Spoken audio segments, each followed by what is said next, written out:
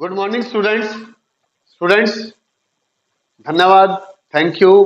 आप मेरा वीडियो रोज देख रहे हैं, लाइक कर रहे हैं, इसके लिए बहुत बहुत धन्यवाद and wish you best. Students, आज हमारा टॉपिक है electromotive force, internal resistance and terminal voltage of cell. आज हम इलेक्ट्रोमोटिव फोर्स, इंटरनल रेजिस्टेंस और टर्मिनल वोल्टेज ऑफ सेल, इन तीनों के बीच में रिलेशंस के बारे में पढ़ेंगे। स्टूडेंट्स, पिछले वीडियो में मैं आपको बता चुका हूं कि ये एक सेल है जिसकी ईएमएफ आर इंटरनल रेजिस्टेंस, और ये प्लस होता है और ये माइनस। ये बड़ा वाला पॉजिटिव टर्मिनल और छोटा वाला नेगेटिव टर्मिनल। वी क्या है? Terminal voltage of cell, terminal voltage across cell, terminal voltage across cell. Capital R external resistance. ये एक इलेक्ट्रिकल सर्किट है जिसमें cell, internal resistance, terminal voltage के लिए वोल्टमीटर और capital R external resistance. Students, जब मैंने की को क्लोज किया, when key is closed, when key is closed, तो करंट आई, जैसा ओम्स लॉ में पढ़ते थे। ओम्स लॉ में हम क्या पढ़ते थे? I is equal to V upon R. I is equal to V upon R. तो यहां पर क्या होगा? Total EMF upon total resistance. Total EMF कितनी है? ई। टोटल रेजिस्टेंस ये और ये किसमें लेंगे हम? सीरीज में। ये कैपिटल आर और स्मॉल आर किसमें? सीरीज में। तो I is equal to E upon R plus r. इसको मैं इधर ले गया, इसको मैं इधर ले गया स्टूडेंट्स। जब मैं इसको इधर ले जाता हूं, ये आ गया I R plus r is equal to E. अब आई की मल्टीप्लाई इससे किया, आई आर, फिर आई की मल्टीप्लाई स्मॉल आर से किया, ये आ गया। लेकिन आई आर ओम्स लॉ से हमने पढ़ा हुआ है, वी इज इक्वल टू क्या होता है? I R. तो इसकी जगह वी रख दिया है, plus I r is equal to E, या ई इज इक्वल टू, या V is equal to E minus, E minus V is equal to E minus I r. ये प्लस आई आर इधर जाकर क्या हो जाएगा? माइनस का। यानी यहां हमें पता चल गया वी ई से छोटा होता है। यहां हमें पता चल गया V is less than E, V E से छोटा होता है। यानी terminal voltage is always less than E during discharging. यानी terminal voltage is always less than E during discharging of cell, during discharging of cell. अब इस case में अगर मैं वी आई ग्राफ बनाऊं, वी आई ग्राफ बनाऊं, तो we I graph क्या होगा? जैसे जैसे आई इंक्रीज होगा, जैसे जैसे आई इंक्रीज होगा, वी डिक्रीज होगा। जैसे जैसे आई इंक्रीज होगा, वी डिक्रीज होगा। तो वी आई ग्राफ ऐसा आएगा। ये सेल है जब क्या हो रहा है? डिस्चार्जिंग हो रही है। जब डिस्चार्जिंग हो रही है तो सेल का सिंबल, जब डिस्चार्जिंग हो रही है तो सेल का सिंबल ऐसे है, प्लस से करंट बाहर जा रहा है। आप समझ लें students, when key is close, I is equal to E upon R plus r, या V is equal to E minus I r. अब during recharging of cell, discharging में करंट प्लस पॉजिटिव टर्मिनल से बाहर आता है, recharging में current positive terminal की ओर जाता है। देखो इधर जा रहा है, ये प्लस, ये क्या है? प्लस, और ये माइनस। उस केस में यहां तो हमारा formula v is equal to E minus I R है, लेकिन यहां हमारा फॉर्मूला होगा v is equal to E plus I R, v is equal to E plus I R. यानी v ई से बड़ा होता है। यानी जब रिचार्जिंग हो रही है, यानी terminal voltage is always greater than E. कब? जब रिचार्जिंग हो रही है। लेकिन जब डिस्चार्जिंग हो रही है तो terminal voltage is always less than, terminal voltage is always less than E. दूसरा पॉइंट, जब की ओपन है, जैसे मैंने की को ओपन किया, देखो की ओपन कर दिया, की ओपन करते ही करंट क्या हो गया? जीरो। तो आई को मैंने जीरो यहां रखा, या आई को जीरो यहां रख दूं, तो v is equal to E, या e is equal to v। तो ये डेफिनेशन में डिस्कस कर चुका हूं। Hence EMF of cell is equal to terminal voltage when key is open. यानी E is equal to V होता है when current in the circuit is zero, when current in the circuit is zero, या R is equal to infinite, या R is equal to infinite. यानी इन दो condition में, ये जो दो कंडीशंस हैं, इन दो सिचुएशंस में ई इज इक्वल टू किसके होता है? कैपिटल वी के।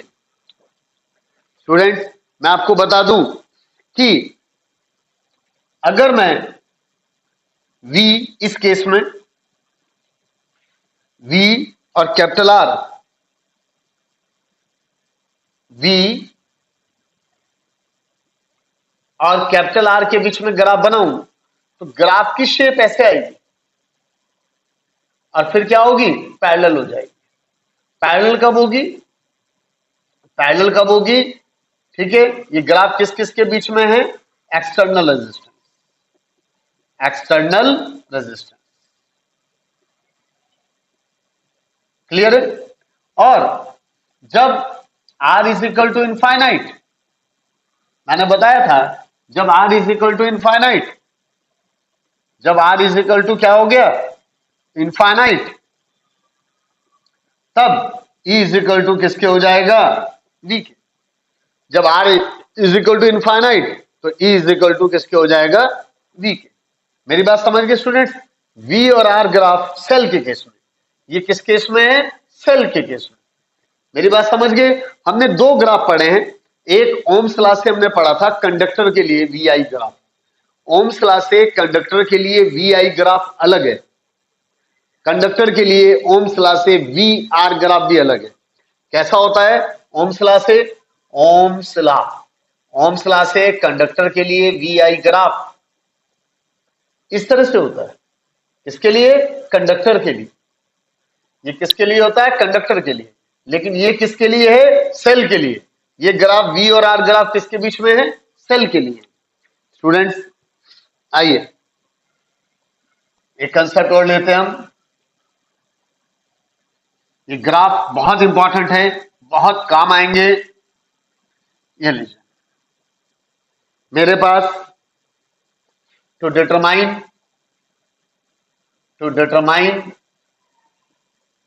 Internal resistance small r of cell,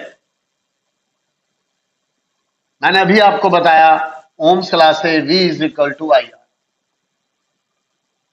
ohms law से सर्किट अभी मैंने पीछे बनाया था, और उस सर्किट से V is equal to I को क्या लिख सकता हूं? E upon R plus r. अभी पीछे हमने डिस्कस कर चुके हैं। तो R plus r is equal to E upon V into R, या small r is equal to E upon V R minus R, या फिर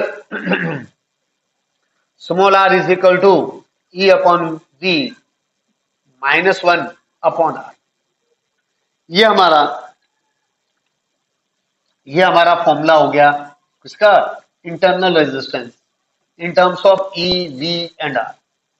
E, V and R। E EMF है, V टर्मिनल वोल्टेज है, और capital R हमारे पास क्या है?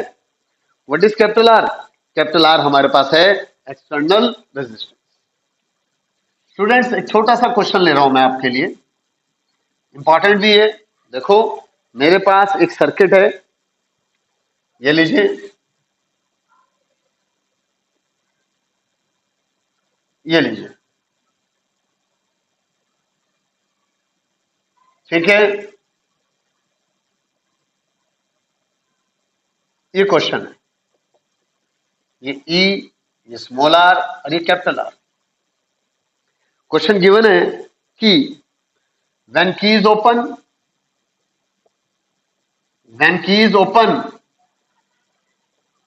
voltmeter reads 2.2 volt. When key is closed, voltmeter reads 1.8 volt. Determine internal resistance small r of cell. जबकि हमारे पास कैपिटल R जो कैपिटल आर है ये गिवन है 5 ओम। अब सॉल्यूशन में क्या करेंगे स्टूडेंट्स, क्वेश्चन को ध्यान से पढ़ें, उठाओ कॉपी पेंसिल, ध्यान से पढ़ो। वो क्या कह रहा है, when key is open voltmeter reads 2.2 volt, इसका मतलब ये हमारे पास क्या है 2E, ये हमारे पास क्या है E, क्योंकि जब की ओपन है करंट जीरो है आर इनफाइनाइट है तो वोल्टमीटर यानी V is equal to E। लेकिन व्हेन की इज क्लोज्ड तो टर्मिनल वोल्टेज कितनी है 1.8, कैपिटल आर कितना है 5 ओम, कैपिटल आर 5 ओम। तो कौन सा फॉर्मूला यूज करोगे, आप देख लें कौन सा फॉर्मूला यूज करोगे, R is equal to E upon -1 upon R, ये फॉर्मूला हम यूज करेंगे। अब आप देख लो इसमें आपको कैपिटल ई भी पता है, कैपिटल वी भी पता है और कैपिटल आर भी पता है। तो इस तरह से स्टूडेंट्स ये रिलेशंस हैं किस किस के बीच में, ईएमएफ यानी electromotive force, terminal voltage and internal resistance. तो ये रिलेशंस हमको पढ़ने बहुत जरूरी हैं, इनको ध्यान से पढ़ें, ध्यान से समझें। मेरे वीडियो को कम से कम 2 बार देखें, कॉपी में नोट कर लें, अपनी नोटबुक में नोट कर लें और इनके ऊपर बेस्ड न्यूमेरिकल करें। कोई प्रॉब्लम आए तो मेरे से डिस्कस करें। Thank you students, thank you very much and wish you best.